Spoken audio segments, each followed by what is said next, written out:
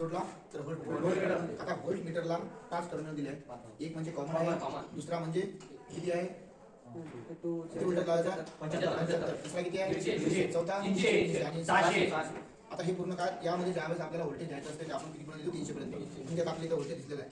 तसं तुम्हाला 230 आपल्याला इथं व्होल्टेज मिळालेला आहे. त्यानंतर काय केलं आपण इथूनच ज्यावेळेस आपण दोन टर्मिनल जोडले म्हणजे एकाला कॉमन जोडला आणि एकाला फेज घेतला तर ज्या टर्मिनलला आपण 300 ला फेज जोडला आहे तिथूनच एम्पियर मीटरला एक वायर जोडला आणि दुसऱ्या टर्मिनलला त्यामधूनच एम्पियर मीटर हे सिरीजमध्ये जोडतात आणि व्होल्ट मीटर हे पॅरललमध्ये जोडतात. तर आता आपण या सिरीज प्रमाणे जोडीप्रमाणे आपण काय केलं एम्पियर मीटर च्या दोन्ही टर्मिनलला आपण काय केलं सिरीजमध्ये जोडली गेली आणि त्यामधून तिन्ही बल्बला आपण सप्लाय घेतला आणि नंतर जो कॉमन आहे तो या न्यूट्रलला दिला आणि त्यानंतर आपलं हे काय झालं पॅरलल पूर्ण सर्किट तयार झालं. म्हणजे आपण पॅरललमध्ये व्होल्टमीटर जोडला आणि एम्पियर मीटर जोडला. आता इथं काय दाखवलं आपल्याला इथं 1 पॉईंट म्हणजे 1.5 एम्पियर आपल्याला 1.5 म्हणजे आपल्याला काय आलं इथं एम्पियर घेतलं. आणि इथं काय 0.0 मीटर आहे आणि हे कुठला 10 मीटर.